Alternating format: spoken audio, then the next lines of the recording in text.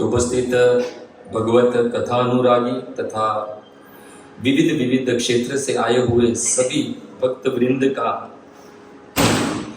प्रति शनिवार जो यहाँ पर सत्संग होता है उसमें आए हुए सभी भक्तों का हार्दिक स्वागत है और आप सभी भक्तों के चरणों में आपके इस दास का प्रणाम। हरे कृष्णा।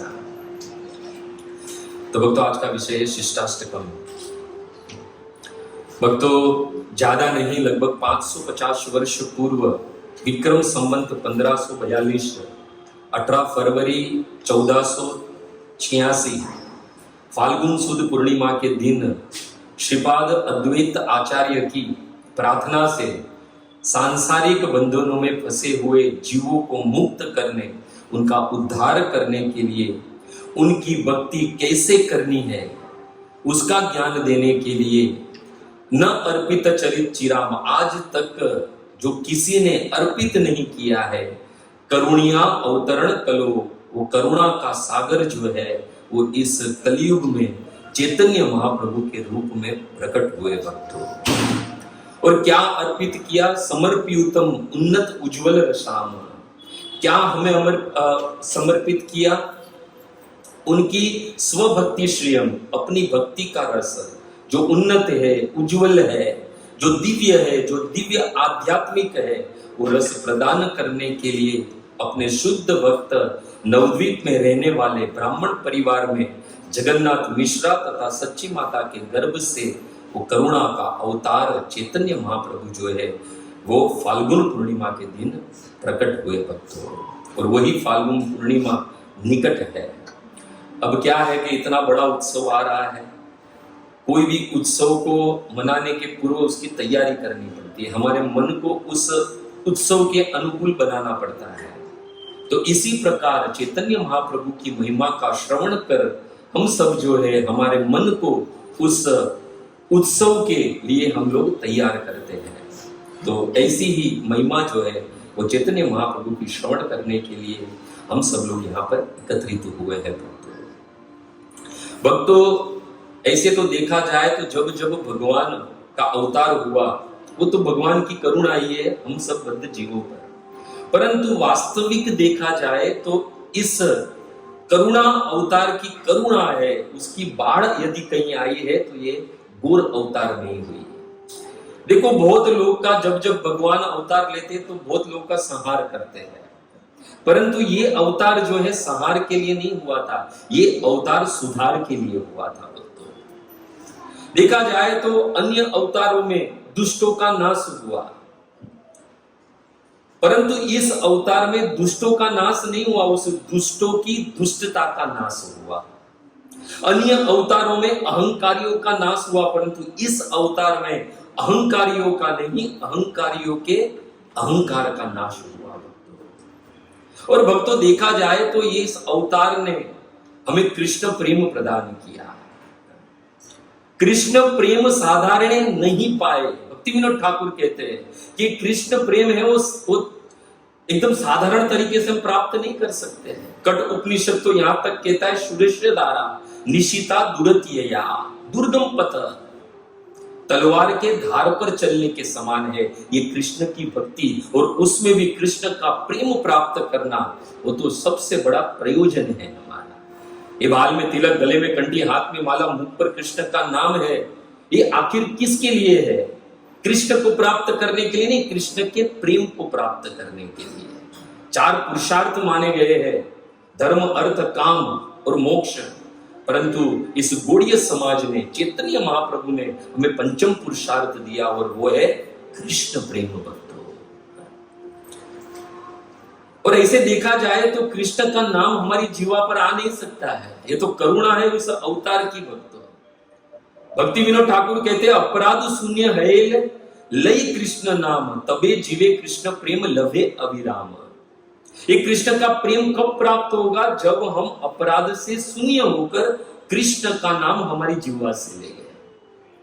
बताओ, हम ये कलयुग के जीव, काम, क्रोध, लोभ, मोह, मद, माश्चर्य में फंसा हुआ जीव जो पग पग पर अपराध करता है, कहां हमारी योग्यता है, पात्रता है कि हम कृष्ण का नाम ले सके हमारी जीवा से, और उस प्रेम जो दिव्य उन्नत उज्जवल रसाम जो है उसे प्राप्त कर सके।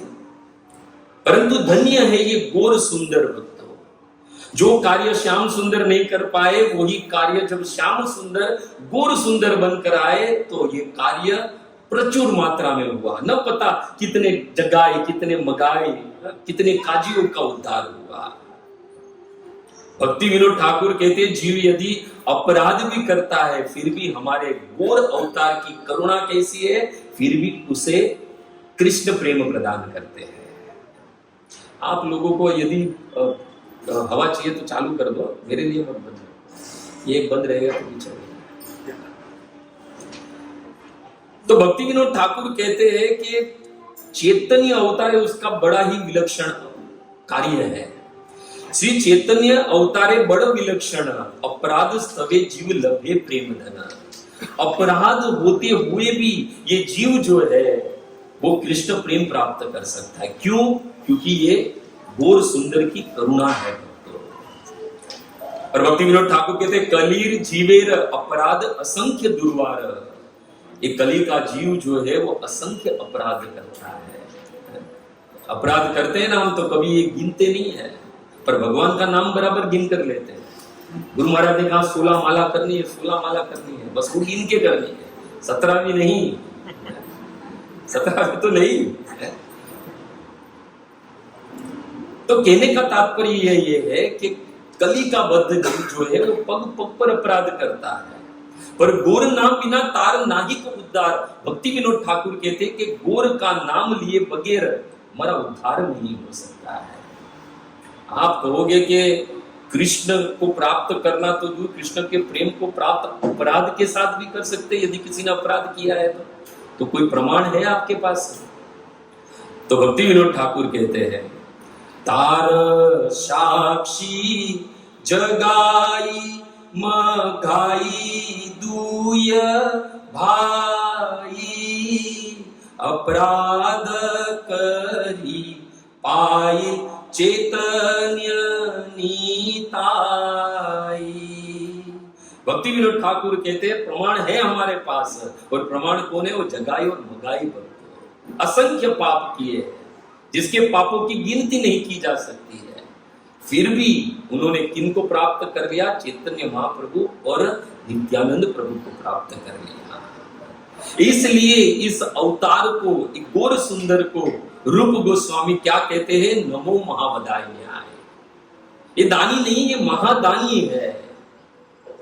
ये रूप गोस्वामी कहते हैं क्योंकि चैतन्य मनोभिष्टम, जो चैतन्य महाप्रभु की मन की बात को जानने वाले, उनका ये निर्णय है कि चैतन्य महाप्रभु कैसे नमो महावदान्याय। वो तो दानी नहीं, महादानी है।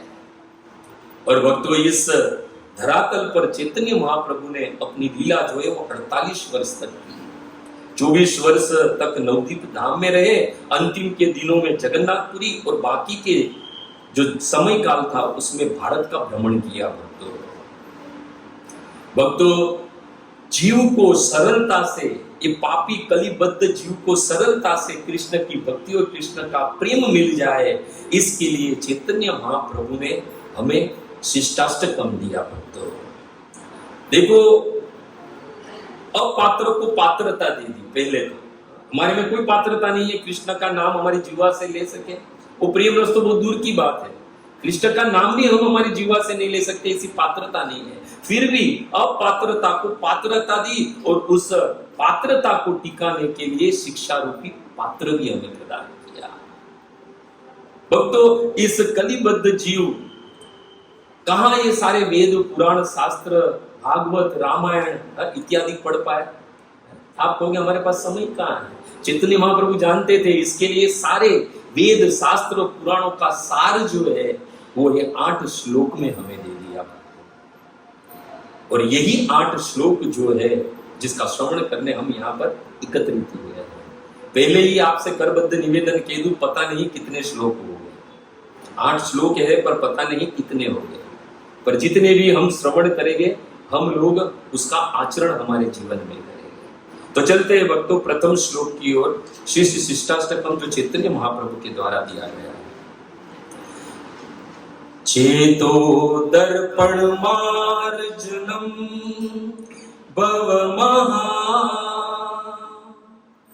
दावाग्नि निर्वार्पणम श्रेयकेरव चंद्रिका वितरणम विद्यावधू जीवनम आनंदम बुद्धिवर्धनम प्रतिपदम पूर्णामृत स्वादनम सर्वात्मन स्नपनम परम विजयते श्री कृष्ण संकीर्तनम श्री कृष्ण संकीर्तनम।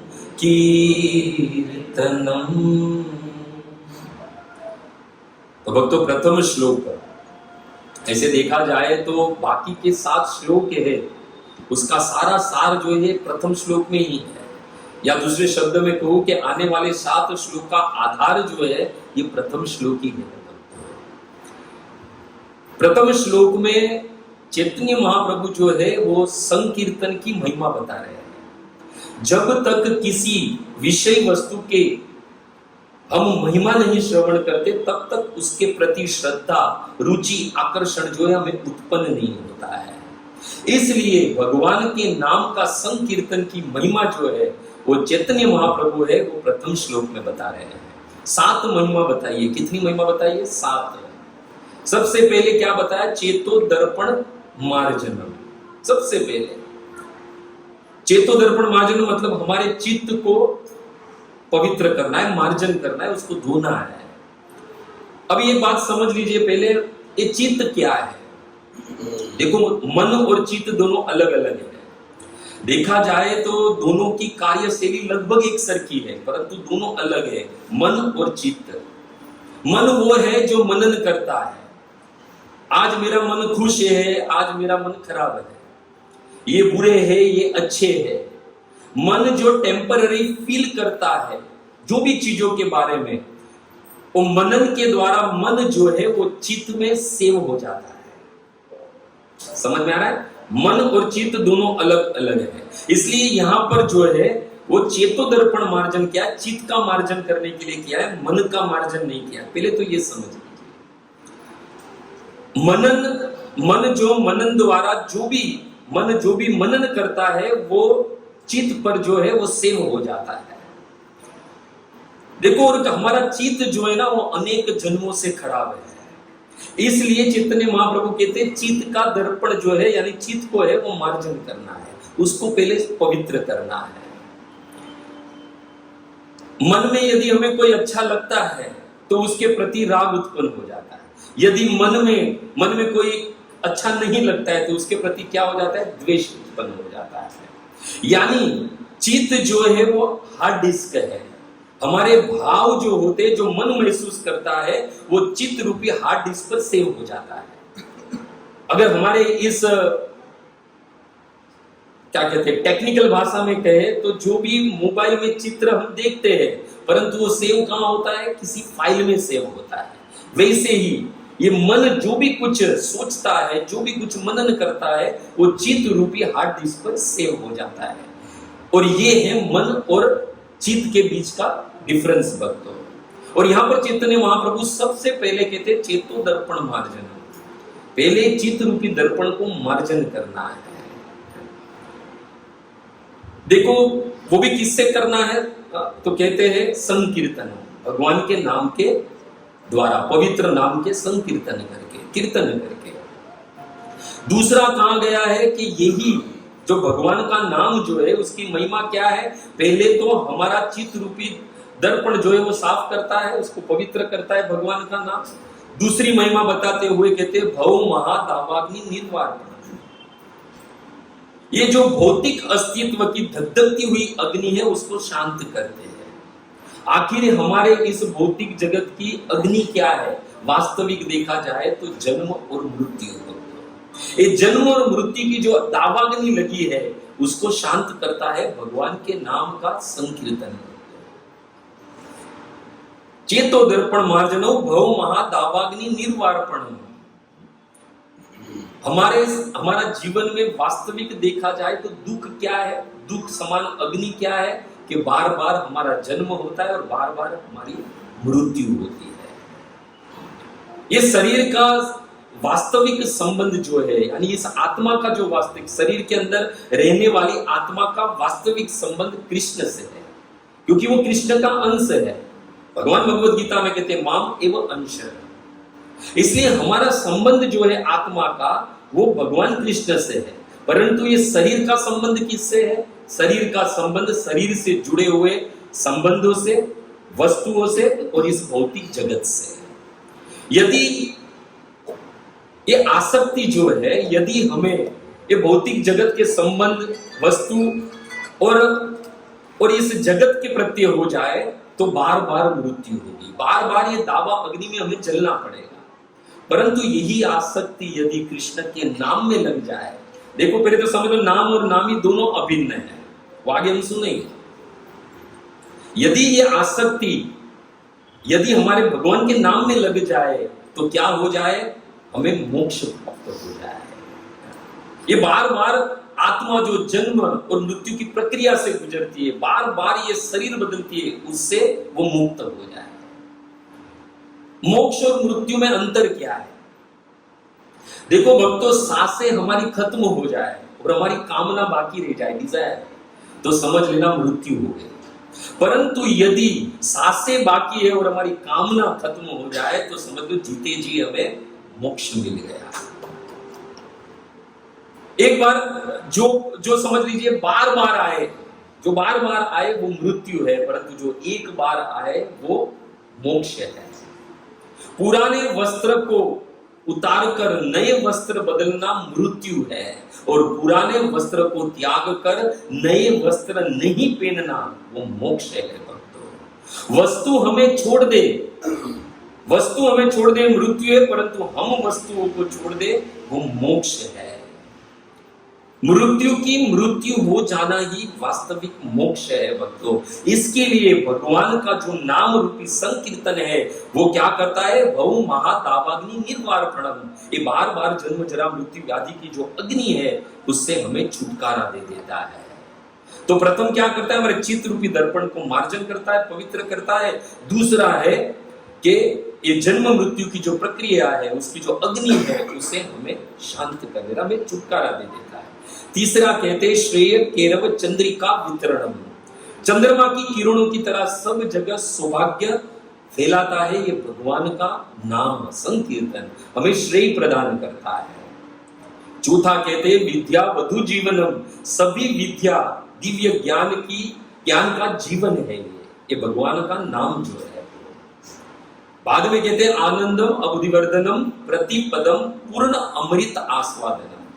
इसमें दो कार्य हो जाता है। पहले तो आनंद को बढ़ाता है, आनंद के महासागर को बढ़ाता है भगवान का पवित्र नाम, और दूसरा है कि जितना भगवान का नाम लेते हैं तो कहते हैं प्रतिपदम पूर्ण अमृत आस्वादन, अमृत का आस्वादन होता है।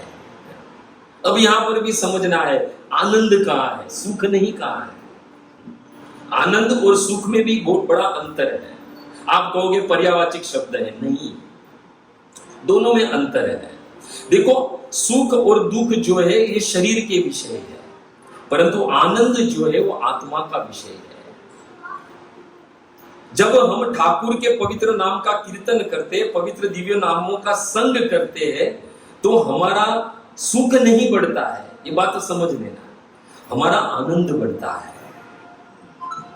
देखो सुख और आनंद में बड़ा अंतर है। सुख किसे कहते हैं?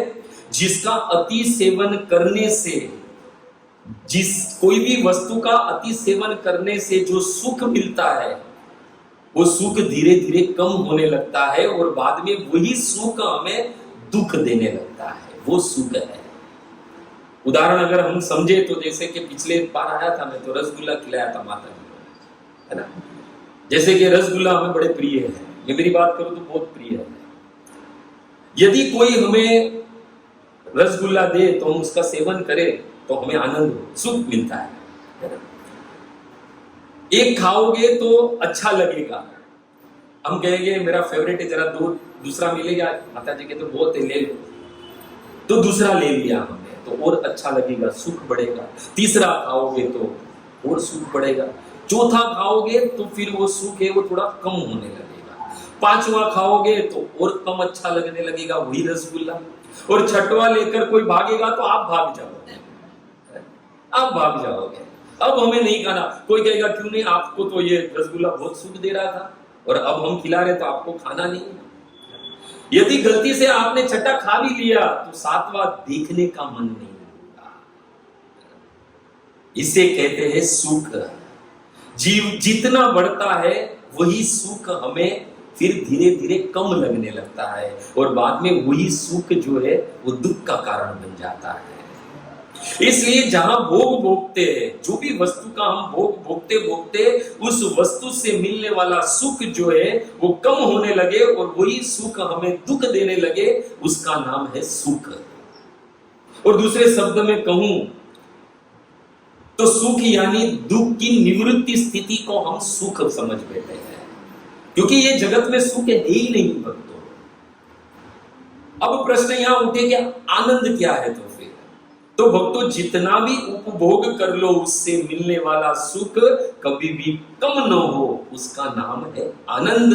और यही आनंद को, यही आनंद के महासागर को बढ़ाने वाला है ये भगवान का नाम रूपी संकीर्तन भक्तों। इसे चैतन्य महाप्रभु कहते हैं आनंदम बुद्धिवर्धनम प्रतिपदम पूर्ण अमृत आस्वादनम। और भक्तों जब यही श्याम सुंदर जब गौर सुंदर बनकर आए तो भक्तों अनेकों कल्पों से ये आत्मा जो है उस आनंद की खोज में है। अनेकों जन्म से, कल्पों से वो शरीर बदल बदल कर थक गई है। और धन्य है ये जब श्याम सुंदर गौर सुंदर बनकर आए तो अनेक कल्पों से भटकती हुई आत्मा जो वास्तविक आनंद की खोज में थी, जब चैतन्य महाप्रभु के द्वारा, गौर सुंदर के द्वारा जब ये भगवान का पवित्र नाम का संकीर्तन दिया गया तब ये आत्मा जो है वो प्रसन्न हो गई, प्रसन्न हो गई। इसलिए महाप्रभु शिक्षा देते हुए कहते हैं श्री कृष्ण के संकीर्तन की महिमा क्या है? आनंद अवधिवर्धनम प्रतिपदम पूर्ण अमृत आस्वादनम। देखो हम भगवान की भजन भक्ति करते हैं तो कुछ लोग माला जपते हैं, भगवान का नाम लेते, एकादशी का उपवास करते, उसके पीछे ऐसा रहता है कि हमें सुख मिल जाए, है ना, हमें सुख मिल जाए। परंतु वास्तविक भगवान की भजन भक्ति जो है सुख के लिए नहीं करनी है।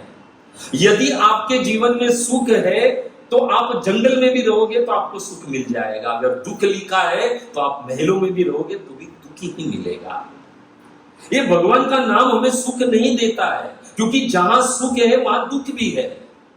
ये भगवान का नाम हमें हर्ष भी नहीं देता, क्योंकि जहां हर्ष है वहां सुख भी है। ये भगवान का नाम हमें क्या देता है? आनंद देता है, जो सुख और दुख से परे है। दुख और सुख के परे की स्थिति जो है वो आनंद है भक्तों।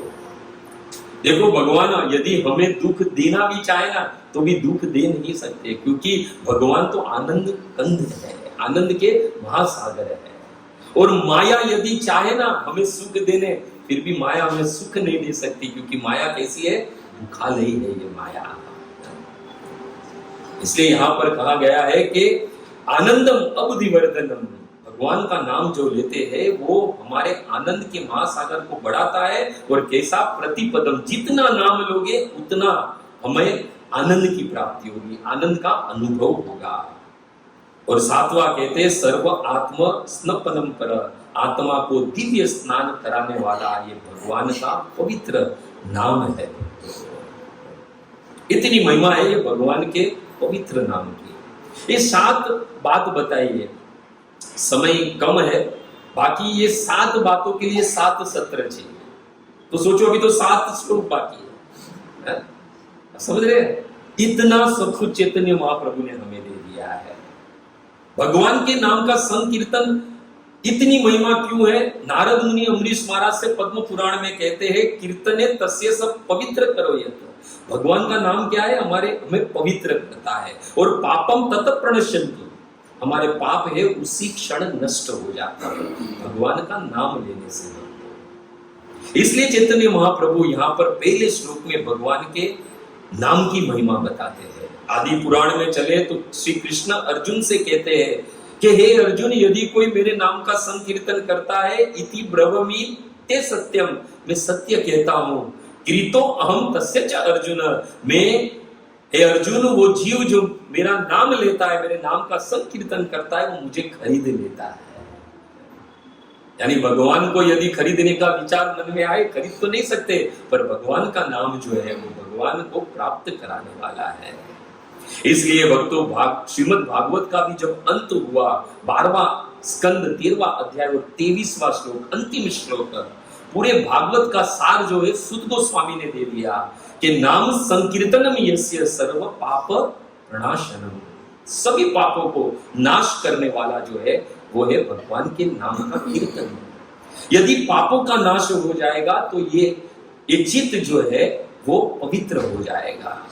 इसलिए महाप्रभु ने सबसे पहले अपने श्लोक में इस संकीर्तन, भगवान के पवित्र नामों का जो संकीर्तन है उसकी महिमा है, क्योंकि उनका अवतार ही इस आंदोलन को, भगवान के पवित्र नामों का जो संकीर्तन है उस आंदोलन को चलाने के लिए हुआ था, उसको आगे बढ़ाने के लिए हुआ था। अब यहाँ पर प्रश्न उठे कि चलो आपने इतनी महिमा दे दी भगवान के नाम की, संकीर्तन की, परंतु इतनी महिमा क्यों है ये भगवान के इस पवित्र नाम की, उसके संकीर्तन की? प्रश्न तो उठ सकता है। आपने कह दिया इतना सब कुछ, चेतो दर्पण मार्जनम इत्यादि इत्यादि, आनंदम अबुद्धिवर्धनम, ये सारी 7 महिमा आपने कह दी, परंतु आखिर ये भगवान के नाम में इतनी महिमा क्यों है? तो चैतन्य महाप्रभु जो दूसरा श्लोक हमें बताते हैं। दूसरा श्लोक क्या है? नाम नाम अकारी बहुधा निज सर्वशक्ति। हम अभी रिसाइटेशन नहीं करेंगे, उसको जाएंगे, अभी उसका सीधा सार सुनेंगे। भगवान के नाम की इतनी महिमा इसके लिए है क्योंकि भगवान ने अपनी सारी शक्ति जो है वो अपने नाम में डाली है। ये महिमा गाने के बाद अब क्लेरिफिकेशन दे रहे हैं चैतन्य महाप्रभु कि क्यों महिमा है इतनी, क्योंकि नाम नाम अकारी बहुधा निज सर्वशक्ति, भगवान ने अपनी सारी शक्ति जो है वो अपने नाम में दे दी है। देखो सतयुग था, सतयुग में क्या था? कृते यत धायत विष्णु, भगवान का ध्यान करने से भगवान प्राप्त हो जाते थे। बाद में क्या है? त्रेता, त्रेतायाम यजतो मखे, त्रेता में यज्ञ करने से वो फल प्राप्त होता था। द्वापरे परिचर्यायाम, द्वापर में भगवान की पूजा करने से, अर्च विग्रह की पूजा करने से वो फल मिल जाता था। और वही फल कलयुग में कैसे मिलता है? तो कलो तत् केशव कीर्तनात्, वही फल जो है वो हमें भगवान का नाम संकीर्तन से मिल जाता है। क्यों? क्योंकि इस कलयुग में भगवान ने अपने सारी शक्ति जो है अपने नाम में दे दी है। इसलिए रामायणकार भी क्या कहते हैं? कलयुग केवल नाम आधारा, सुमिरु सुमिरु नर उतरहु भव पारा। यदि इस भवसागर को पार करना है तो एक ही है, भगवान के नाम रूपी नैया जो हमें इस भवसागर से पार करवा सकती है। बृहद नारद पुराण में चले तो कहा है हरेर नाम हरेर नाम एव केवलम, कलु नास्ते व गति न अन्यथा, और कोई गति नहीं है। और भक्तों बृहद विष्णु पुराण में चले तो कहते हैं नामनो ही यावती शक्ति पाप निरणे हरे, ये भगवान का नाम जो है हमारे सारे पापों को नाश कर देता है। और यहां तक कह दिया है कि हरि का पवित्र नाम कैसा है, इतने पापों का नष्ट कर सकता है कि उतना पाप कोई पापी कर ही नहीं सकता है। न सक्तो नि पातकम पातकी नर, इतना भगवान के नाम में ताकत है। और महाप्रभु ने तो जब भी जहां कहीं पे भी शिक्षा देने का अवसर आया तो भगवान के नाम की महिमा पहले गाई। नाम बिनु कली काले नाही आर धर्म, चैतन्य महाप्रभु जो है प्रकाशानंद सरस्वती ठाकुर से कहते हैं कि नामु बिना कली काले नाही आर धर्म। इस कलयुग का धर्म क्या है? भगवान कृष्ण का नाम। कली काले नाम रूपे कृष्ण अवतार, चैतन्य महाप्रभु कहते हैं कि कृष्ण ने इस कलयुग में अपने नाम के रूप में अवतार लिया है। इसलिए इस भगवान के नाम के संकीर्तन की इतनी महिमा है। अब और एक प्रश्न यहां पर उठे कि चलो मान लिया जाए कि भगवान के नाम में इतनी सारी महिमा है, और महिमा क्यों है? क्योंकि भगवान ने अपनी सारी शक्ति उसमें डाल दी है ना।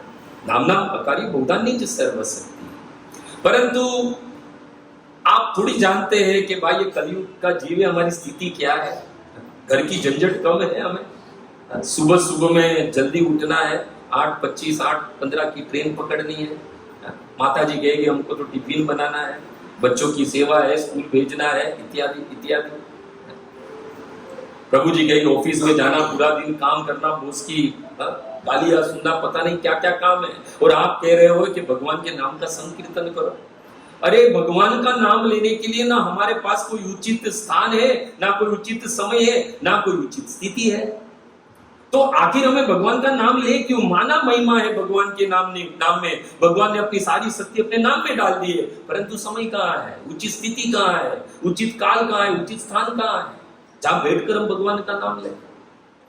धन्य है भक्तों इस करुणा का अवतार और सुंदर की। क्या कहते? तत्र अर्पिता नियमित स्मरणे न काल। भगवान का नाम लेने के लिए चैतन्य महाप्रभु ने कह दिया, ना कोई काल, ना कोई स्थान, ना कोई स्थिति, कोई भी कठोर नियम नहीं है, कभी भी आप भगवान का नाम ले सकते हो। छूट दे दी हमें, कहीं पे भी, कोई भी स्थान में, कोई भी स्थिति में, कभी भी हम भगवान का नाम ले सकते हैं। उसके लिए कोई कठोर नियम नहीं है। बाकी अन्य सारे मंत्र जपोगे तो उसके कुछ ना कुछ नियम है, परंतु चैतन्य महाप्रभु ने करुणा की बाढ़ जब दे दी, कह दिया कि ये भगवान के नाम का कीर्तन है, उसके लिए कोई भी कठोर नियम नहीं है। स्मरण न काले, कोई भी काल पर आप स्मरण कर सकते हो। और यहां पर चैतन्य महाप्रभु क्या कहते हैं? एतादृशी तब कृपा भगवान है कृष्ण, आप दयामय है, आपकी कृपा तो देखो। ना कोई समय, ना स्थिति, ना स्थान, कोई भी जरूरत नहीं, आपका नाम ले सकते हैं। फिर भी मम अपि दुधेर, फिर भी मेरा दुर्भाग्य तो देखो कैसा है। यह अजनी न अनुराग, फिर भी मेरा अनुराग नहीं हो रहा। ये कौन कह रहे हैं? चैतन्य महाप्रभु कह रहे हैं। बताओ, एक्चुअली तो वो वास्तविक हमें कह रहे हैं, हमारी स्थिति का हमें ज्ञान करवा रहे हैं कि इतना सब कुछ सरल करने के बावजूद भी ये जीव जो है उसको भगवान के नाम के प्रति अनुराग नहीं हो रहा है, प्रेम नहीं हो रहा है। मोह माया काम क्रोध लोभ में फंसा हुआ जीव कहां भगवान का नाम ले पाएगा? एक काम क्रोध लोभ मोह मद माश्चर्य, इसमें ही ये जीव जो है बंधा हुआ रहता है। और जब तक बंधा हुआ है तब तक जो है वो भगवान का नाम कैसे है? देखो ये काम क्या है, एक एग्जांपल से समझे। मेरी कामना हुई आइसक्रीम खाने की, यानी ये काम हुई, कामना हुई। अब मोह क्या है? कैंडी खाते वक्त हम क्या करते हैं? हम सब ने क्या, एक हाथ ऐसे नीचे रखते हैं कि वो टप टप नीचे नहीं गिर जाए, वो भी हम ले ले। यानी क्या है? कामना हुई तो साथ में मोह भी है उसका, है ना, क्यों गिर न जाए। अब लोग क्या है? आइसक्रीम हम खाते हैं और आइसक्रीम खत्म हो जाता है, फिर भी उस टिप को चूसते रहते हैं। वो क्या है? वो लोभ है, वो लोभ है हमारा। अब क्रोध कब आता है? हम जब आइसक्रीम खाते हैं तो हमने देखा होगा कभी कभी टूट कर नीचे गिर जाती है, आधी रह जाती है, आधी गिर जाती है, तो क्रोध आ जाता है। और सबसे ईर्ष्या जो है, जिसे ग्रीडी कहते हैं ना इंग्लिश में, हमारा इंग्लिश कच्चा है। ईर्ष्या सबसे डेंजर है। ईर्ष्या क्या है पता है? हमें भी आइसक्रीम मिली, सामने वाले को भी मिल गई, हमारी खत्म हो गई, हम देखते अभी तक तो इसकी बाकी है। ये ईर्ष्या है, ये ईर्ष्या है। और मद क्या है? स्वतः की तुष्टि। एक अलग उदाहरण है उसके लिए, ये सब लोग ने एक्सपीरियंस किया होगा दावे के साथ। पानी पूरी खाने जाते हैं ना हम लोग, वो पानी पूरी में इंटरेस्ट नहीं देते, उसके बाद जो सूखी पूरी देता है ना उसमें इंटरेस्ट देता है, वो भी 3-4 मांगते हैं। तो ये है काम क्रोध लोभ मोह मद माश्चर्य। इसमें कहां पर जितने महाप्रभु कहते हैं नाम लेना फिर भी कैसे? नियमित स्मरण न काल। हमें ना उचित कोई स्थान स्थिति समय सब कुछ, कोई जरूरत नहीं है, परंतु नाम लेना कैसे, नियमित रूप से लेना है। पर कहां से नियमित रूप से लेंगे? चैतन्य महाप्रभु ने तो कह दिया कठोर नियम भी नहीं है इसमें, फिर भी इसमें अनुराग हमारा उत्पन्न नहीं होता है, उसके प्रति प्रेम नहीं उत्पन्न होता है। ये तो भगवान का नाम लेते हैं क्योंकि गुरु का आदेश है। एक बार माला सोला खत्म हो जाए, उसके बाद ये माला को दूसरे दिन ढूंढना पड़ता है, कहां रखा था, बोझ खत्म हो गया। और जब तक माला खत्म नहीं होती ना, तब तक तो चिंता में घूमते रहता है। किसी को मिल जाए क्या हो, बाकी मेरी 5 बाद में मिलता हूं। अरे भाई, ये भगवान का नाम जो है वो चिंता से मुक्त करवाता है, और हम है वो चिंता, भगवान का नाम भी चिंता से लेते हैं। तो हमारा अनुराग ये भगवान के नाम के प्रति उत्पन्न क्यों नहीं हो रहा है? चैतन्य महाप्रभु स्वयं बता रहे कि मेरा नाम, आपके पवित्र नाम में मेरा अनुराग नहीं हो रहा है, पर वो हमारी स्थिति बता रहे हैं। गुरु के भाव में वो हमें शिक्षा प्रदान कर रहे हैं। इसके लिए इस 8 श्लोक को शिष्टाष्टकम कहा है। ये शिक्षा है हमारी, लेसन है हमारा, हमें सीखना है इसको। अब हमारा अनुराग क्यों नहीं उत्पन्न हो रहा है? तो चैतन्य महाप्रभु जो है वो 3रे श्लोक में बताते हैं अनुराग क्यों उत्पन्न नहीं होता है, क्योंकि हमारे जीवन में दीनता नहीं है। दीनता जब तक नहीं आएगी तब तक भगवान के नाम प्रति हमारा अनुराग उत्पन्न नहीं होगा। तो यहां पर प्रश्न उठे कि फिर दीनता लाए कहां से? तो चैतन्य महाप्रभु कहते हैं 4 कार्य जीवन में करो, कीर्तनीय सदा हरि, फिर जो है वो कीर्तन सदा सदा के लिए होते रहेगा। वो 4 कार्य क्या करने हैं? तो चैतन्य महाप्रभु 3रे श्लोक में हमें शिक्षा देते हैं, तुणादपि सुनी चेन तरुरेव सहिष्णुना आमानीन मान देव कीर्तनीय सदा हरि। सबसे पहले तुणादपि होना है। तुणादपि मतलब तृण से भी निम्न होना है। तृण मतलब समझ, तीन का जो रास्ते पे पड़ा हो, उसकी कोई वैल्यू नहीं होती है, उसकी तरह हमें होना है। दूसरा, तरोर इव सहिष्णुना, यानी वृक्ष की तरह हमें सहिष्णु बनना है। गर्मी हो, ठंडी हो, बारिश हो, सब कुछ सहन करता है, यानी जीवन में सहिष्णुता लानी है। और सबसे ज्यादा ये 2 कार्य करने के बाद है अमानीना, झूठे मान और सम्मान पाने की भावना से मुक्त होना। और यही हम मार खा जाते हैं, सबसे बड़ा प्रॉब्लम यही होता है। और चौथा क्या, मान देने, वो तो हमें आता ही नहीं है। मान लेना है भाई, मान देना हमें क्या, हम तो सिर्फ लेने वालों में से, देने वालों में से नहीं। ये 4 कार्य करने हैं। ये 4 कार्य जो है, ऐसे देखा जाए तो भगवान के जो भक्त होते हैं उसमें अनेकों दिव्य गुण है। हजारों की भीड़ में भी वो दिखने लगता है। और जब भगवान का नाम लेने लगते हैं ना हम लोग, तो देवताओं के दिव्य गुण हमारे में प्रकट होने लगते हैं। यस्यास्ति भक्ति भगवत किंचन सर्वे गुणे तत्र समासते सुधा। भागवत जी कहती है कि जब कोई भगवान की भजन भक्ति करता है, भगवान का नाम लेता है, तो देवताओं के सारे गुण उसमें अपने आप प्रकट होने लगते हैं। उसके लिए फिर कुछ और करने की जरूरत नहीं है, भगवान का नाम ही पर्याप्त है हमारे लिए। और भगवान का जब दिव्य गुण प्रकट हो जाते हैं तो अनेकों दिव्य गुण है। उसमें से सबसे बड़ा गुण यदि कोई वैष्णव का, भगवान कृष्ण और राम के भक्त का है, तो वो है दीनता। दीनता को इंग्लिश में क्या कहते थे? हम्बलनेस, दीनता। और ये 4 कार्यों के साथ में कीर्तनीय सदा हरि करना है। हम कीर्तन तो करते हैं, पर ये 4 कार्य के बगैर करते हैं। इसके लिए भगवान के नाम के प्रति हमारा अनुराग उत्पन्न नहीं हो रहा है।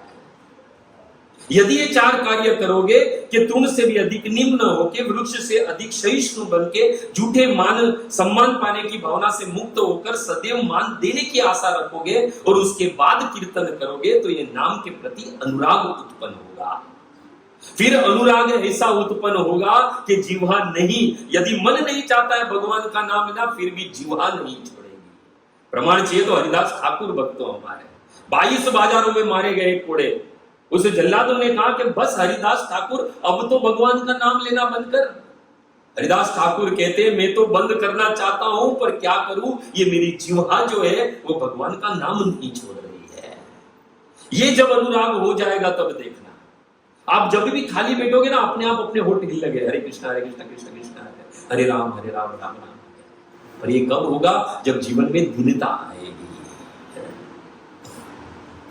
भक्तों, जैसे कि भगवान विष्णु, उनका वाहन कौन सा है? गरुड़। फिर शिव जी का वाहन कौन सा है? नंदी। मां दुर्गा का, गणेश जी का मूषक। वैसे भक्तों, भक्ति महारानी जो है वो कौन से वाहन पर आरूढ़ होती है? भक्ति महारानी जो है वो दीनता रूपी वाहन पर आरूढ़ होती है। हमारे जीवन में कितनी भजन भक्ति बड़ी है, यदि उसका कोई मापदंड है तो वो है दीनता। कितना हम अपने आप को तृण समझते हैं, कितना हम अपने आप को हीन दीन समझते हैं, कितना सहनशीलता है हमारे में, कितनी मान देने की हमारी कामना है दूसरे को, मान लेने की नहीं। भक्ति विनोद ठाकुर कहते हैं, अमित ठाकुर तुम्हारा कुकुर। ये भक्ति विनोद ठाकुर कहते हैं कि हे कृष्ण, मैं तो तुम्हारा कुत्ता हूं। ये है दीन। और हम क्या कहते हैं? मैं कृष्ण का दास हूं। हम कहते कृष्ण के दास है। भक्ति विनोद ठाकुर बताते हैं दीनता किसे कहते हैं। सदैव जो है अपने आप को भगवान का दास मानना है, पर कैसे? कुकुर, कुत्ता कहते हैं अपने आप को। भक्ति विनोदे अति दीन अकिंचन। भक्ति विनोद ठाकुर कहते हैं मैं अति पतित जीव हूं। कौन कह रहे? जिसे गौड़ीय समाज ने सप्तम गोस्वामी कह दिया, जिन्होंने अपनी टेरेस पर भगवान के दर्शन किए और हमें गुर आरती प्रदान कर दी, वो कह रहे हैं। अरे कितना मान था बताओ, आज तक टिल डेट तक आप देख लीजिए, किसी को इतना मान नहीं मिला है, सम्मान नहीं मिला है जितना भक्ति विनोद ठाकुर को मिला है। बड़े से बड़े पैसा वाला क्यों ना हो, मतलब परंतु बताओ जिस ऑफिस में काम करता है या खुद की भी ऑफिस हो, ऐसा एक आदमी भी मुझे आज की तारीख में बताओ जो उसके घर से लेकर उसके ऑफिस तक ट्रेन चलती हो। एक कोई नहीं। और भक्ति विनोद ठाकुर के घर से लेकर ऑफिस तक ट्रेन चलती थी खुद उनके लिए। और ऐसे भक्ति विनोद ठाकुर कहते हैं कि अति दीन अकिंचन, में तो पतित हूं। आमा सम पापी नाई जगत जगत के, मेरे समान कोई भी इस जगत में पापी नहीं है। पतित अदम आमी जाने त्रिभुवन। क्या ये दीनता है हमारे में? तब जाके हम कह सकते हैं हम भी भगवान नाम और नामी दोनों को सिद्ध कर सकते हैं, यदि ये भाव हमारे जीवन में आ जाए, आचरण में आ जाए। हम तो क्या है, झूठी मान प्रतिष्ठा के लिए हम लोग ये भजन भक्ति करते हैं। भक्ति सिद्धांत सरस्वती ठाकुर जिन्हें इस गौड़ीय समाज ने सिंह गुरु की कहा है, जिनकी कृपा से आज हमें श्री प्रभुपाद की प्राप्ति हुई है, वो कहते हैं कि मान प्रतिष्ठा सुकरे विष्ठा। हम ज्यादातर इसके मान प्राप्त करने के लिए भजन भक्ति करते हैं, मानो या ना मानो।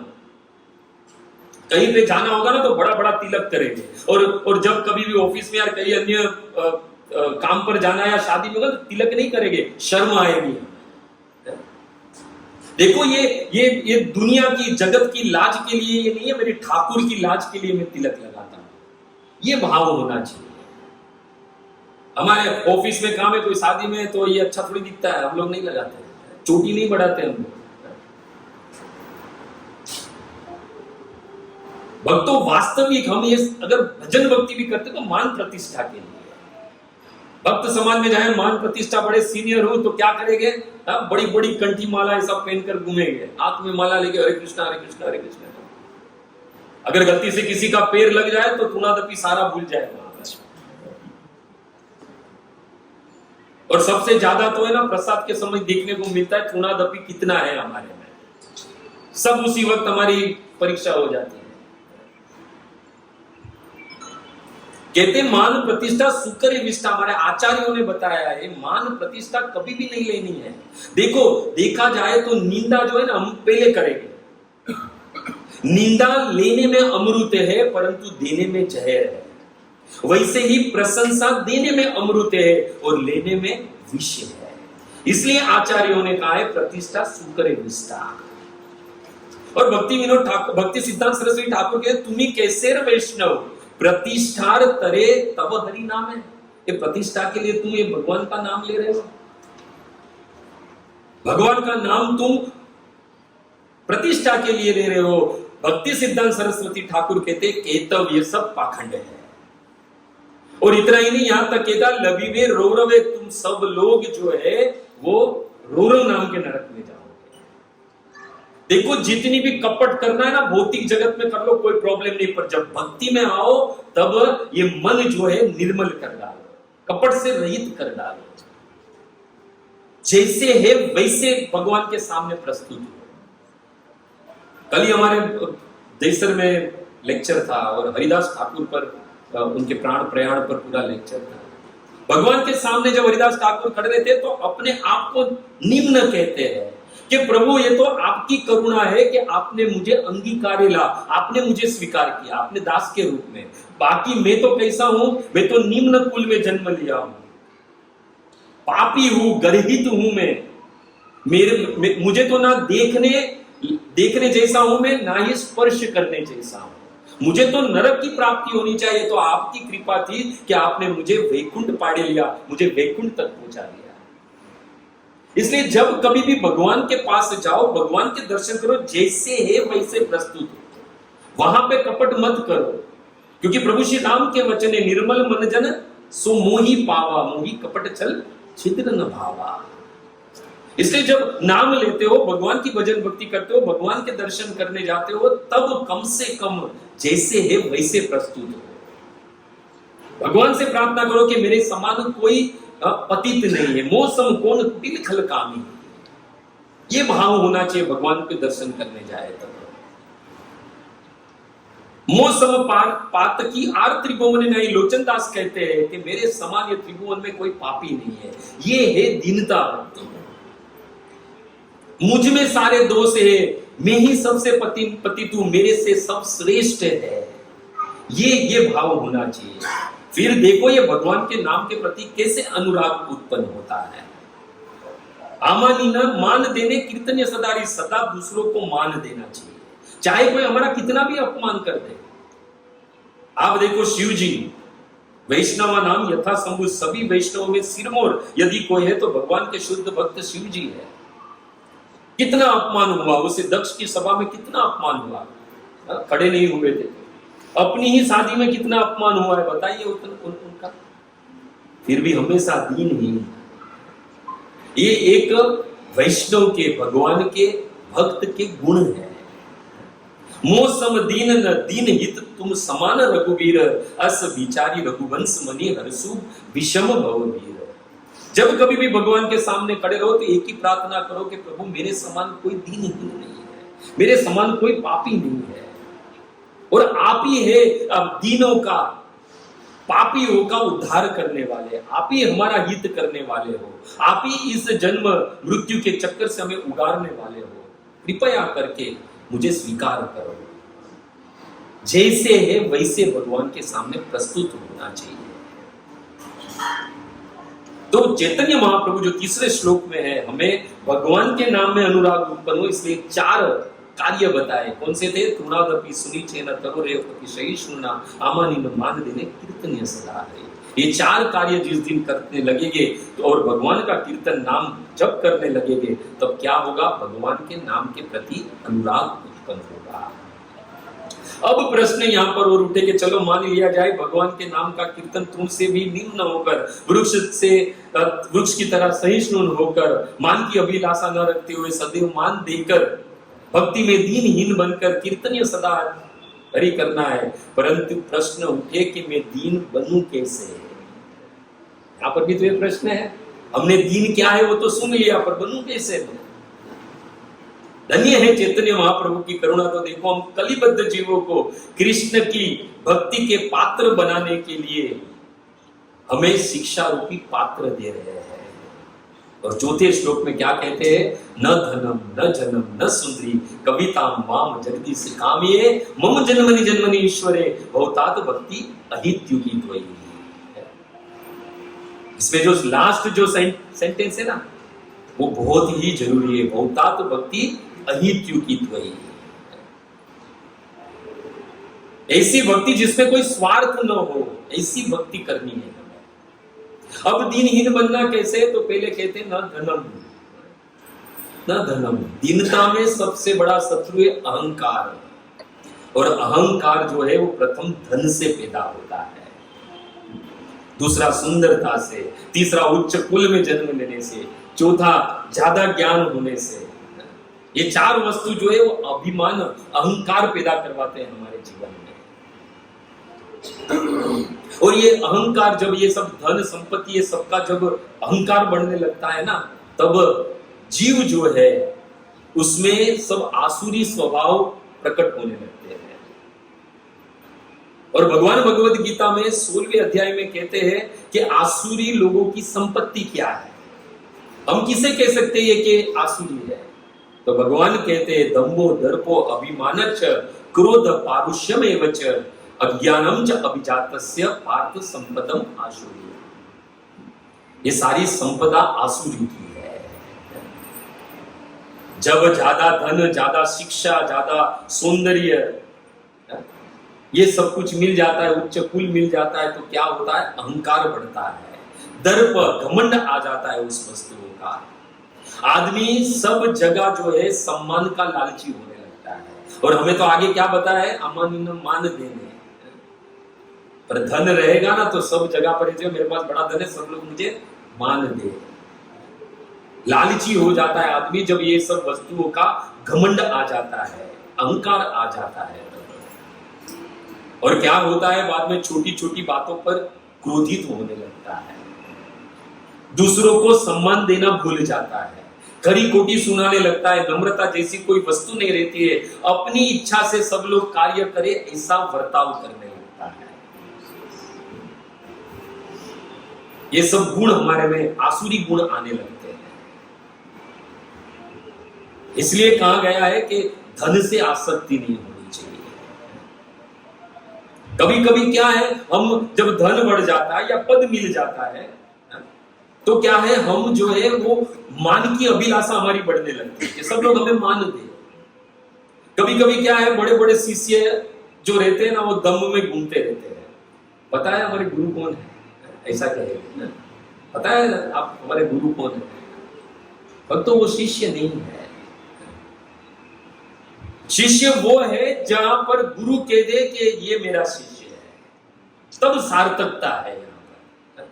नारद मुनि देखो उस युधिष्ठिर की राजसूय यज्ञ में ध्रुव का, प्रहलाद का कितना गुणगान गाया। जब गुरु के मुख से हमारे गुणगान निकले तब समझना कि हम वास्तविक शिष्य हैं। बाकी तो दम में तो घूमते ही रहते हैं हम लोग। तो कभी कभी जो पद है ना वो भी हमें क्या करवाता है? घमंड करवाता है। हम तो गोपी का भाव है हमारे में, गोपी है। ओलू बाजार से 200 रुपए का ड्रेस लेते हैं और गोपी गोपी करके घूमते रहते हैं। गोपी कोई आवेश का यानी कोई परिवेश का नाम नहीं है, गोपी भाव का नाम है। गोपी बनना है, यशोदा बनना है। यशोदा बनना सरल नहीं है। यशोदा का मतलब क्या है पता है? जो यश दे वो यशोदा है। ये हमारे में ताकत यश देने की, मान देने की किसी को नहीं। हम तो मान लेने के लालची है। और हम तो यशोदा जैसे, गोपी जैसे। कभी कभी क्या होता है, व्यासपीठ मिलती है ना तो भी हम करते क्या है?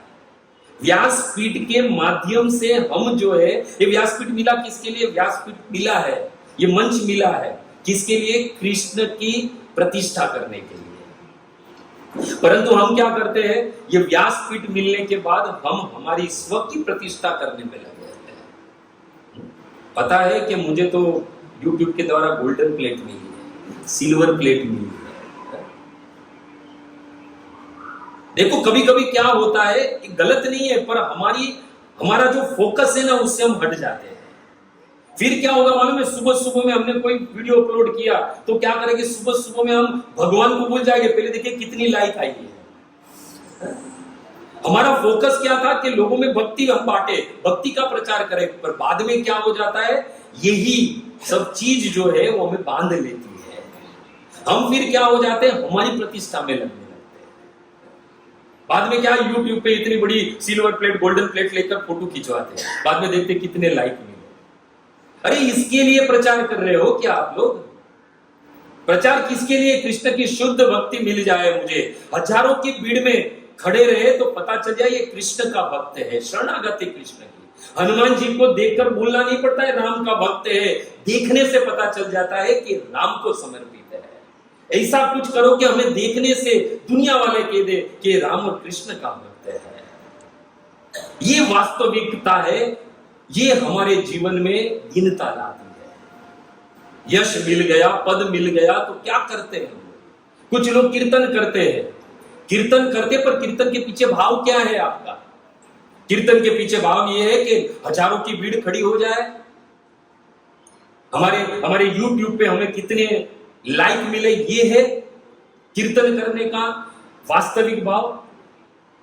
कीर्तन का मतलब क्या है? कीर्तन का मतलब है जो कीर्ति और तन से ऊपर उठ के करे उसका नाम कीर्तन है। और हम ये सब कुछ करते किसके लिए? हमारे तन के लिए और हमारी कीर्ति के लिए। पर वो कीर्तन नहीं है भक्तों, वो कपट है।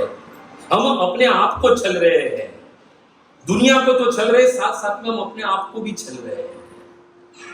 क्या कभी आगे जो है 4 श्लोक में, उसमें धीरे धीरे हमारी स्थिति बदल जाती है जब भगवान का नाम लेते हैं तब। शून्यायतम जगत सर्वे, ये जगत शून्य दिखने लगता है। और हम हैं जो भीड़ के अलावा जाते नहीं है कहीं पर।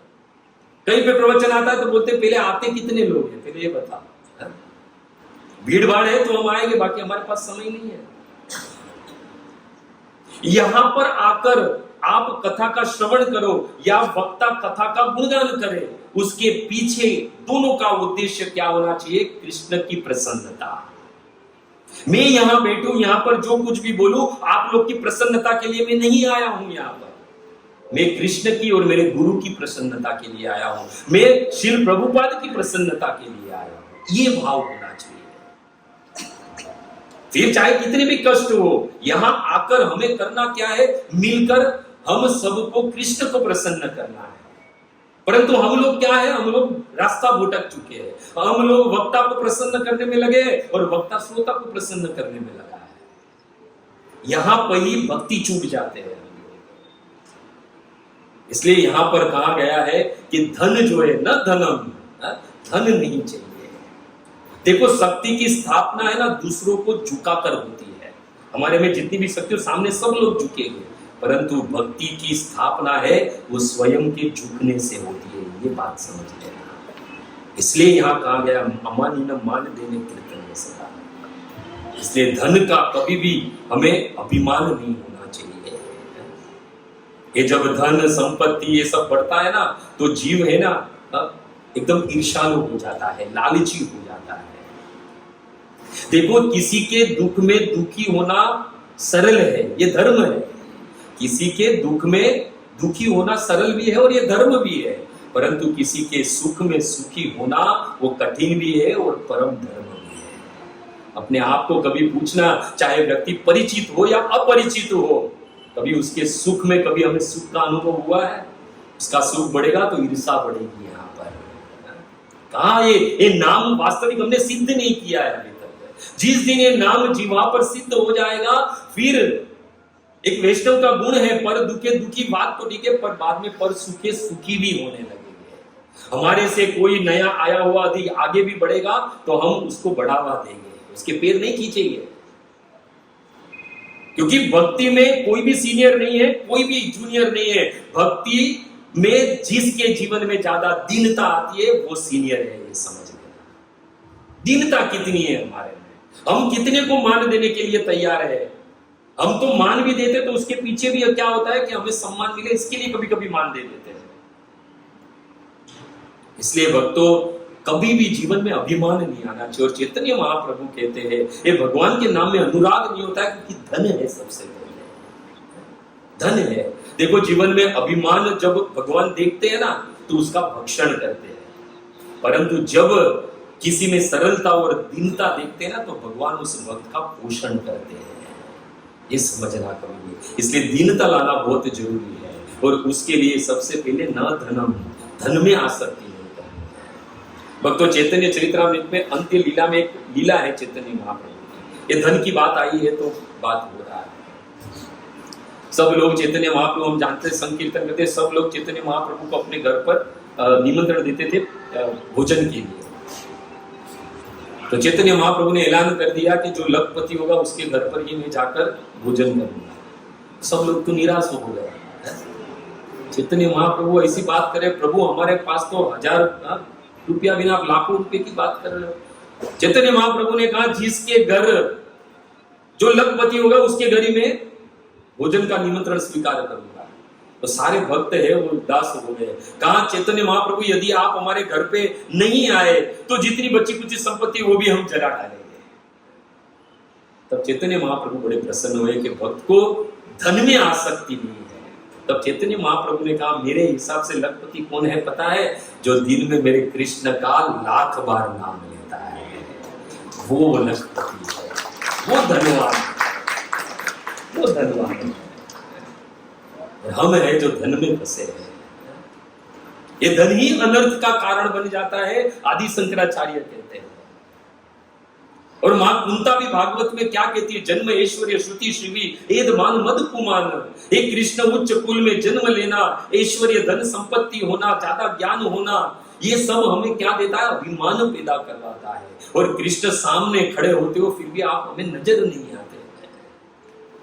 कृष्ण तो सामने खड़े, बाकी बिहारी के दर्शन करने जाते, आप सामने ही है कृष्ण, परंतु पर्दा आ जाता है। वो पर्दा क्या है? ये अभिमान का, दंभ का, दर्प का, इसका अभिमान है। आप इसके लिए भागवत श्रवण करो, चैतन्य चरितामृत श्रवण करो, रामायण श्रवण करो। भक्तों ने कभी भी भगवान से धन नहीं मांगा है। याद कीजिए उस वृत्रासुर को भागवत के क्या कहते हैं? 6वां स्कंद 11वां अध्याय और 25वें श्लोक में स्वयं वृत्रासुर कहते हैं न नागपुष्टम न च पारमेष्टियम न सार्वभौमम न रसाधिपत्यम न योग सिद्धि पुनर्भवम वा। एक कृष्ण ना मुझे उस ध्रुव का राज्य चाहिए, ना ब्रह्मलोक चाहिए, ना ही मुझे उस बलि के रसातल का भी राज्य चाहिए, ना ही मैं ये सार्वभौम सारे पृथ्वी का राज्य चाहिए, ना योग सिद्धि, कुछ भी नहीं चाहिए। ये वास्तविक भगवान से मांगना है। जब धन संपत्ति, ये कुल ऐश्वर्य, ये सब में से बाहर निकलोगे तब किसी को मान देना होगा, तब मान देने की भावना होगी, तब जाके जीव दीन बनेगा। जब प्रभु श्री राम जो है वो 14 वर्ष का वनवास मिला और प्रभु श्री राम जो है वो दंडकारण्य वन से आगे निकले और बाद में हम सब जानते हैं कि भरत जी वो ननिहाल आते हैं और ननिहाल से आते और पता चलता है कि राम को 14 वर्ष का वनवास मिल गया है। दुखी हुए और चतुरंगी सेना लेकर राम को पुनः वापिस लेने के लिए वो निकलते हैं। रास्ते में प्रयाग आता है, सुबह सुबह में प्रयाग में स्नान करते हैं। एक भक्त सदैव क्या मांगते रहता है, ये भरत जी सिखाते हैं। देखो ये भागवत के जितने भी भक्त हैं वो हमें सिखाते हैं हमारी आसक्ति किस में होनी चाहिए। भरत जी कहते हैं उस प्रयाग को हाथ जोड़कर, हे सुदानी तुम परम दानी हो, सफल करी जग जाचक वाणी। जो कोई भी तुमसे कुछ मांगता है उस वाणी को तुम सत्य करने वाले हो। और आज ये रघुवंश का भरत जो है वो हाथ जोड़कर तुमसे भीख मांगता है। मांगहु भीख त्यजी निज धर्म। मैं अपना धर्म त्याग कर कर भीख मांगता हूं ये प्रयाग तुमसे। मेरा धर्म है क्षत्रिय का और क्षत्रिय कभी भीख नहीं मांगता है, सर कट जाए। परंतु भरत जी कहते हैं कि आज मैं तुम्हारे सामने हाथ जोड़कर खड़ा हूं और भीख मांगता हूं ये प्रयाग, क्योंकि मांगने वाले की वाणी को तुम सत्य करने वाले हो। और हाथ जोड़कर मैं आज तुमसे भीख मांग रहा हूं अपना क्षत्रिय धर्म त्याग कर कर। क्या मांगते हैं? अर्थन धर्मन काम रुचि, अर्थन धर्मन काम रुचि, गति चहुन निर्वाण, जन्म जन्म रति राम पद, यह वरदान नुआन, यह वरदान नुआन। क्या मांगते हैं? सबसे पहले क्या कहा? न अर्थ, धन नहीं चाहिए, क्योंकि धन ही जो है वो सबसे बड़ा कारण है हमारी दीनता को नष्ट करने में। इसलिए चैतन्य महाप्रभु ने भी सबसे पहले क्या रखा? न धनम, क्योंकि धन होगा तो आगे सब कुछ कार्य होगा।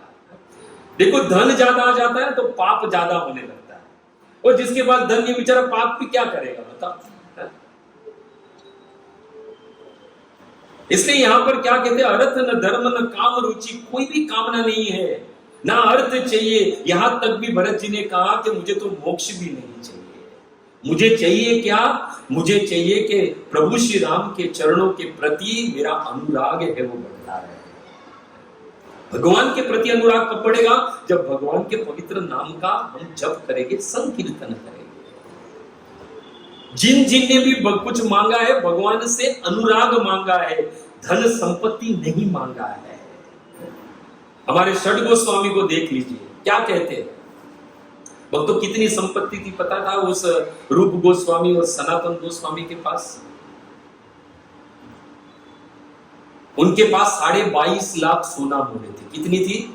22.5 लाख सोना मोहरे, और वो एक सोना मोहर का वजन जो है 54 ग्राम होता था। इतना 54 ग्राम। अब कैलकुलेट करना कितना है, आज किसी देश के पास इतना सोना नहीं होगा। इतना सोना ये रूप गोस्वामी और सनातन गोस्वामी के पास था। भक्तमाल में वर्णन है बहुत विस्तार से भक्तों, इसके अंदर सोने के पलंग पर सोते थे। हाथी घोड़े ये तो जाने दो, वो तो अलग है। एक 22.5 लाख तो सोना मोहरे थे और एक का 54 ग्राम वजन था। फिर भी जब भगवान के प्रति, भगवान के नाम के प्रति अनुराग उत्पन्न हो गया, तो श्रीनिवास आचार्य ठाकुर कहते हैं, त्यक्त्वा तृणमशेष मंडलपति श्रेणीं सदा तुच्छवत भृत्वा दीन गणेश को करुणया कोपी न कंथाश्रितो गोपी भावर सामृत दलहरी कल्लोल मग्नो वंदे रूप सनातनो रघुयुगो श्री जीव गोपाल को, श्री जीव गोपाल को। ये छड़ गोस्वामी थे, वो सब धनवान थे भक्तों, परंतु जब भगवान के प्रति अनुराग उत्पन्न हुआ, चैतन्य महाप्रभु की शिक्षा को जब शिरोधार्य किया, तो ये संसार की धन संपत्ति मान ये सब कुछ तुच्छ लगने लगा। क्या पहन लिया, एक कोपिन और गमछा लेकर निकल पड़े। ये है एक कृष्ण के भक्त का वास्तविक रूप। भक्तों धन हमें अभिमानी अहंकारी बना देता है। इसलिए तो भागवत के 10वें स्कंद के 88वें अध्याय में, 10वें स्कंद 88वां अध्याय और 8वां श्लोक, भगवान कहते हैं युधिष्ठिर तुम जानना चाहते हो मेरी वास्तविक कृपा क्या है? तो कहते हैं कि जिस पर मेरी कृपा हो गई, अनुग्रह हो गया, अस्याम अहम अनुग्रणामि हर्षे तत् धनम सने, में उसका धन है वो ढेर लेता हूं। आप कहोगे नहीं करनी है माला वाला भाई, हमारा धन हर लेंगे, हम तो धन मिले इसके लिए माला करते हो, और आप कहते हो कि धन हर लेंगे।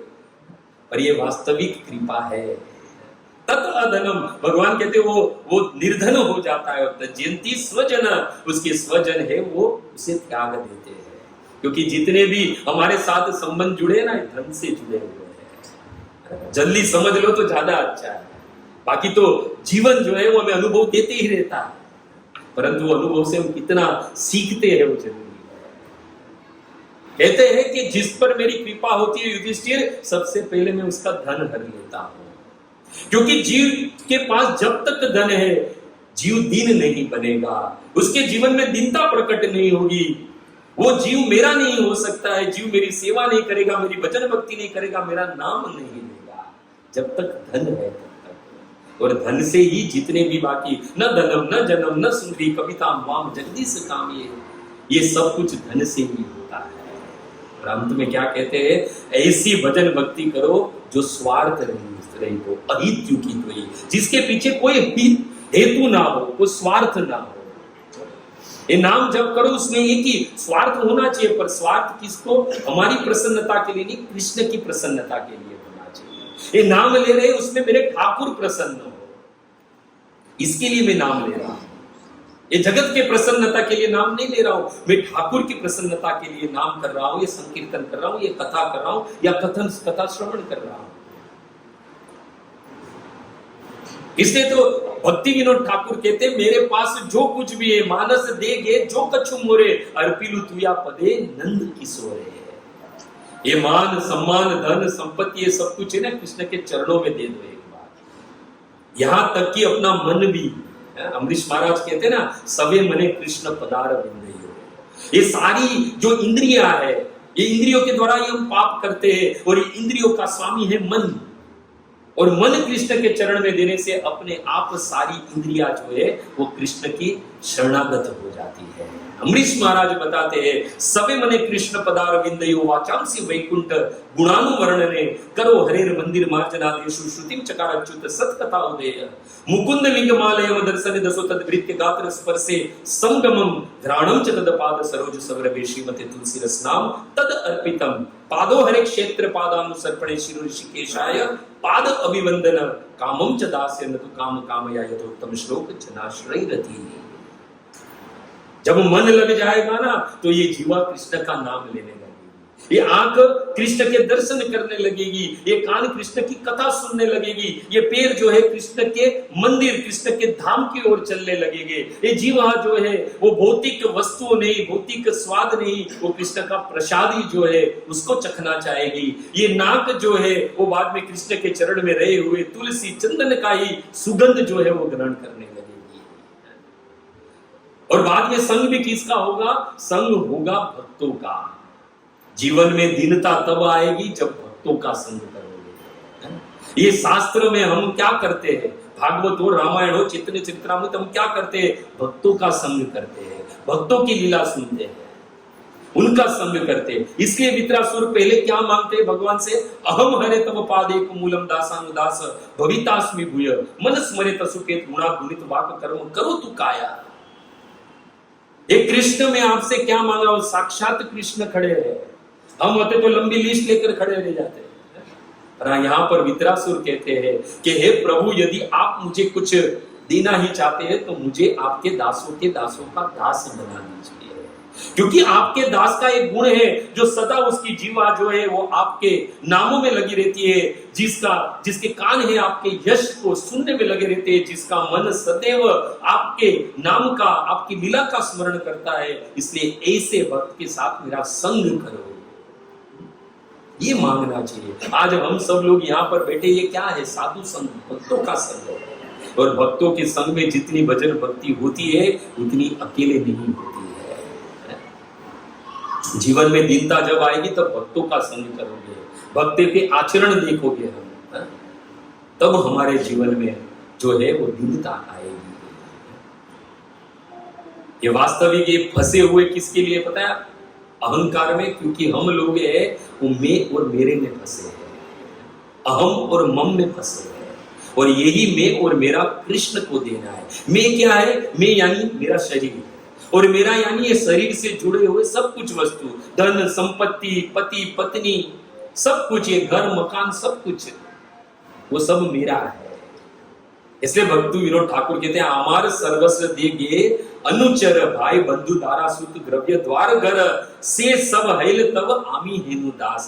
जब ये सब कुछ भगवान को अर्पित कर दोगे तब हम कह सकते हैं कि हम दास हैं। आगे का कौन सा श्लोक है? 5वां, अई नंद तनुज किंकर तुम्हारे गुहते अभी आमी करी वास। हमें क्या कहना है कि प्रभु मैंने अपना सब कुछ दे दिया। हम बोलते तो है क्या ओम जय जगदीश हरे का है ना भजन, तेरा तुझको अर्पण क्या लागे मेरा, बोलने के लिए, पर देने का आता है तो कोई देते नहीं, तब तो मेरा ही मेरा लगता है। तो वास्तविक जो है वो भक्ति विनोद ठाकुर कहते हैं कि सब कुछ मैंने भगवान को दे दिया। और भक्ति विनोद ठाकुर क्या कहते हैं? तुम्हारे गृह थे अबे आमी करी वास, अब मैं आपके घर में वास करता हूं, क्योंकि मैंने तो मेरा घर भी आपको दे दिया, इसलिए अब मैं आपके घर में वास करता हूं। तुम्ही गृह स्वामी आमी सेवक कुमार, तुम्हारा सुखे थे चेष्टा एक न आमार। अब तुम्हारे सुख की चेष्टा ही मेरे जीवन का वास्तविक धर्म है। तो ये है भक्तों 4 श्लोक, क्षमा करना 4 ही श्लोक हुए हैं। अगर ये दूसरे 4 श्लोक होगा तो कभी किसी दिन इस दास पर कृपा करना, तो बाकी के 4 श्लोक है वो अवश्य हम सुनेंगे। पर ये है 4 श्लोक। ये 4 श्लोक जो है उसमें से 2 श्लोक जो चौथा और तीसरा, ये जब तक हमारे जीवन में उतरता नहीं है तब तक हम कह नहीं सकते हम कृष्ण के दास हैं। ये बात समझ लेना। इसलिए 5वें श्लोक में कृष्ण के दास की जो वर्णन है, ये सारे कार्य करने के बाद क्या कहते हैं, अयि नंद तनुज किंकर पतितम माम विषवे भवाम्बुजो कृपया तव पाद पंकज स्थित दशम। तो यदि किसी दिन ऐसा अवसर मिलेगा, आप सब भक्तों की कृपा होगी, तो अवश्य ये 4 श्लोक जो शेष बचे हैं वो पूर्ण करने का प्रयास हम करेंगे। तो क्षमा करना, आज 4 ही श्लोक हुए हैं इसके लिए। तो ये है शिष्टाष्टकम जिसका हमने 4 श्लोकों का श्रवण किया, और एक ही कामना है इसके पीछे कि हमारी जीवहा जो है वो भगवान के नाम में लगे, साथ ही साथ हम जो है वो भक्तों का संग कर कर ये भौतिक वस्तु, भौतिक संबंध, भौतिक जगत की आसक्ति से मुक्त होकर वो आसक्ति सारी जो है वो भगवान के नाम में लग जाए, और ये जीवहा जो है वो निरंतर भगवान का नाम जपते जपते भगवत धाम और भगवान के प्रेम को प्राप्त करे। हरे कृष्णा हरे कृष्णा कृष्णा कृष्णा हरे हरे, हरे राम राम राम हरे। कोई प्रश्न है तो पूछ सकते हैं, सिर्फ 1 या 2 प्रश्न ले सकते हैं।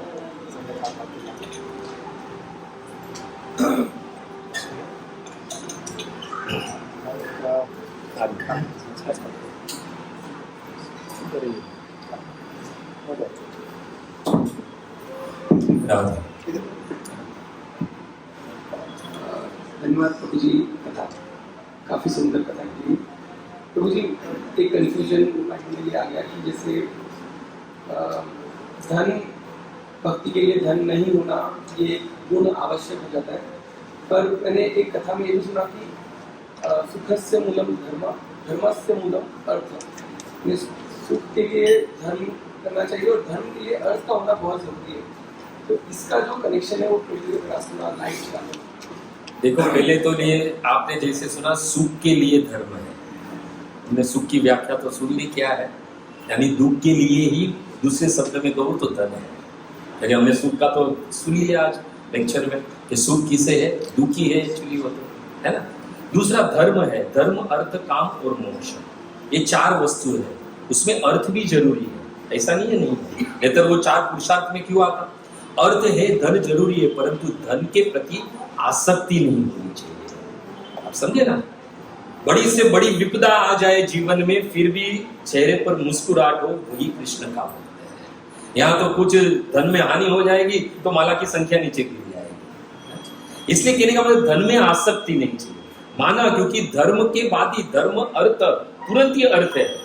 जो 4 पुरुषार्थ है उसमें धर्म के बाद अर्थ ही है, परंतु वास्तविक अर्थ वो है जिसे प्राप्त करने से हमारी भक्ति में बाधा नहीं हो, उसके प्रति आसक्ति नहीं होगी तो वो बाधा नहीं बनेगी। आप समझे, ये एग्जैक्टली इसके लिए वो सबको श्लोक में भी सुख के लिए धर्म कहा गया, अरे अर्थ कहा गया।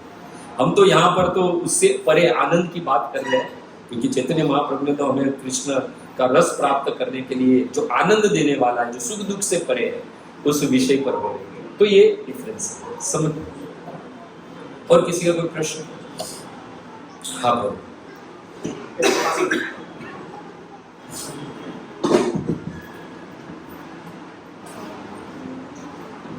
थोड़े आगे आ जाएंगे।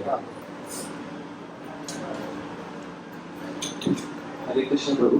प्रभु भगवद गीता में भगवान ने बताया है कि 4 टाइप के भक्त हैं जो पाने की कोशिश करते हैं समझने। तो प्रभु ये अभी जो हमने बातें सुनी बड़ी आदर्श वाली लगती है, और ये जो हर आदमी माया से ही होता है, जो 4 जो पॉइंट्स है, स्टेज है, उसमें से भी आता है, तो ऑटोमेटिक प्रभु अपग्रेडेशन होता है कि भगवान का नाम लेते लेते आप में एक बार मतलब आप दुखी हो, फिर उसके बाद में आप सुखी हो, फिर आप में भगवान में रुचि आती है और आप भगवान प्राप्ति करते हैं। तो ऑटोमेटिक भगवान के नाम से आता है प्रभु, या आपका उद्देश्य डिसाइड करता है कि आप कहाँ जाते हैं? पहले तो सबसे पहले भगवान का नाम जपना है ना, जैसे भी जपना है, पर पहले प्रैक्टिस करो भगवान का नाम जपने की, क्योंकि उद्देश्य लेकर नाम जपोगे तो थोड़ी कठिनाई हो जाएगी। पहले तो नाम के अनुकूल तो हो जाए, है ना, फिर उद्देश्य बात है, नाम के अनुकूल होना है पहले, नाम हमें स्वीकार करता है कि नहीं, हमारे जीवा पर भगवान का नाम रहता है कि नहीं रहता है। इससे प्रैक्टिस करो, जितना हो सके उतना नाम लो, धीरे धीरे वो नाम ही है ना आपको धीरे धीरे रास्ता दिखाने लगेगा। वो नाम ही आपके उद्देश्य को प्रकट करेगा, वो नाम ही आपको अपने उद्देश्य तक लेकर जाएगा। और भगवान के नाम लेने का उद्देश्य एक ही है, भगवान का प्रेम प्राप्त करना, दूसरा कोई उद्देश्य नहीं है उसका, ये समझ लेना है ना। इसलिए वो धीरे धीरे अपने आप होता है। भगवान भी कहते हैं कि 4 प्रकार के लोग मेरे पास आते हैं, परंतु वहां पर एक शब्द भगवान ने भगवत गीता में सुकृति लो, 4 प्रकार के लोग आते हैं, पर जब उसमें सुकृति होती है, जब उसके पुण्य का उदय होता है, तब अन्य कहीं नहीं जाके वो मेरे पास आते हैं। तो भगवान बड़े प्रसन्न होते हैं, भले हम भगवान के पास जाए, भगवान से धन मांगे, कुछ भी मांगे, भगवान प्रसन्न क्यों होते हैं कि जीव कम से कम मेरे पास तो आया, अभी तक तो विमुक्त था पर पास तो आया। इसलिए जब भगवान के दर्शन करने जाओ, बड़ी से बड़ी कामना लेकर जाओ, कोई प्रॉब्लम नहीं है, परंतु जब भगवान के दर्शन हो जाए तो वो कामना भगवान के चरणों में छोड़कर, हृदय में लेकर गए थे कामना, परंतु जब भगवान के दर्शन करे तो वो कामना को छोड़कर हृदय में भगवान को बिठाकर हमें जाना चाहिए।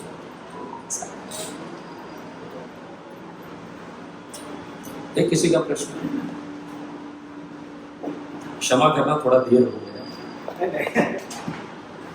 देखो, हमारे परम पूज्य गुरु महाराज का एक वाक्य है, वो जहाँ कहीं भी कथा उनकी होती है भागवत की, अभी तो स्वास्थ्य ठीक नहीं है, पर जब जब भी कथा हुई है तो कथा आरंभ का टाइम लिखा है, समाप्त का नहीं, और उनके ही पद चिन्हों पर चलते हैं, इसलिए कथा आरंभ होने का टाइम है, समाप्त होने का टाइम है। तो अगर आपका ज्यादा समय हो गया, ले लिया रहेगा तो क्षमा करिएगा।